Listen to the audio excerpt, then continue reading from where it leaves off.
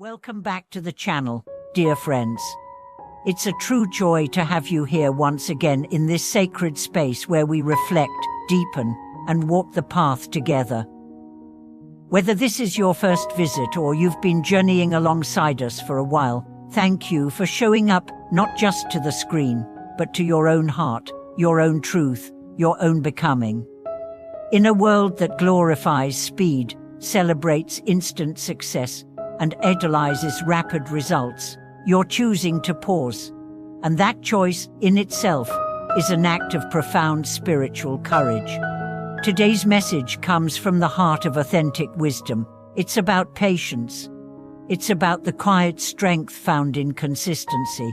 And it's about the radical notion that sometimes slowing down is the fastest way forward. Inspired by the words of a revered master who said, "Cultivation must never be lazy, but it must never be rushed either."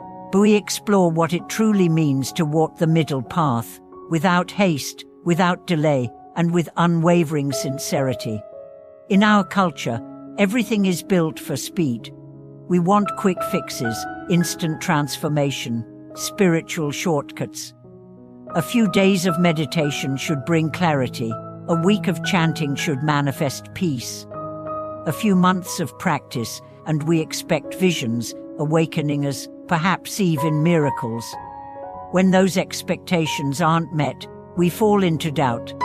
Why isn't it working? We ask. Why don't I feel enlightened yet? But real practice is not like heating up a microwave dinner. It is like cultivating a forest. The seed is planted, but for a long time, nothing appears above the ground. You water it, you nurture the soil, you protect it from pests and weeds, but you see no sign of progress. Many give up at this point. But the wise know something is happening beneath the surface. Roots are growing deep, foundations are being laid, and when the sprout finally breaks through, it will be strong, enduring, and beautiful. Let me ask you this. When you sit in meditation, do you sit to reach somewhere, or do you sit to be here, now? When you chant a mantra, do you do it to get something, or to return to yourself? When you walk this path, are you racing toward a destination, or savoring each step as sacred? Because if your practice is fueled by impatience, it is not yet grounded in trust. If your devotion is driven by urgency, it is still rooted in ego. There is an old story of a student who came to a wise teacher and asked, "How long will it take me to reach enlightenment if I dedicate myself fully?" The teacher replied, 10 years. The student, eager to advance quickly, said, "What if I work twice as hard?" The teacher responded, "Then it will take 20 years. The student, confused, said, "But I said I would double my effort." And the teacher smiled and said, "Yes, and with all that effort, your mind will be divided. And a divided mind cannot see clearly." This is the paradox. The more we grasp for results, the further they move away. The more we obsess over becoming enlightened, the more we reinforce the illusion of the separate self. The path is walked by letting go, not by pushing forward. Many people begin with enthusiasm. The first weeks of practice are filled with excitement. They read every book, attend every talk, light candles, burn incense, chant loudly. And that is beautiful. But enthusiasm without discipline is a fire that burns out quickly. When challenges come, when nothing seems to change, when the mind becomes restless, when external life becomes chaotic, they falter. True practice is not a sprint. It is not even a marathon. It is a life. It is a way of being. It is waking up every day and saying, "Today, I begin again." It is returning again and again to the breath, to presence, to awareness. It is forgiving yourself when you fall and beginning once more. In fact, the most advanced practitioners are not the loudest. They don't boast of their progress. They don't seek validation. They are the ones who sit quietly, day after day, doing the simple things with great love.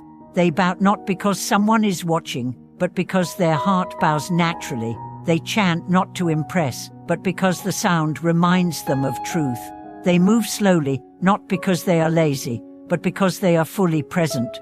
Let me share with you the story of an old monk who had been practicing in silence for over 40 years. He lived at the edge of a mountain forest, far from the noise of the world.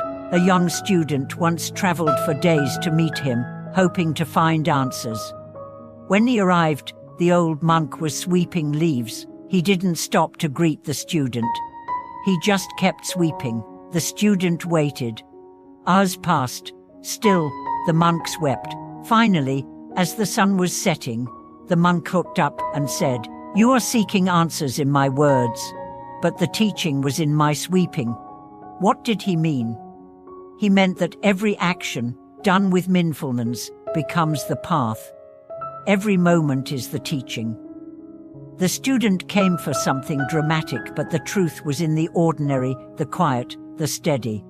Many people think enlightenment is a lightning bolt, a sudden flash of clarity that changes everything, and yes, that can happen. But more often, it is a slow dawn. The sky gradually lightens, the darkness recedes, and suddenly you realize it is day, but you didn't notice when night became morning. This is how real transformation unfolds. Not in big, dramatic ways, but in subtle shifts, in greater patience, in deeper compassion, in quieter strength, in more frequent silence. And these changes come when we stop rushing. We are not trying to win enlightenment. We are not competing. There are no gold medals. There is only you, meeting yourself more honestly every day. Let me offer you this reflection. What if you gave up the ton line entirely? What if you practiced with no expectation, no goal, no pressure? What if the point wasn't to arrive, but to be here?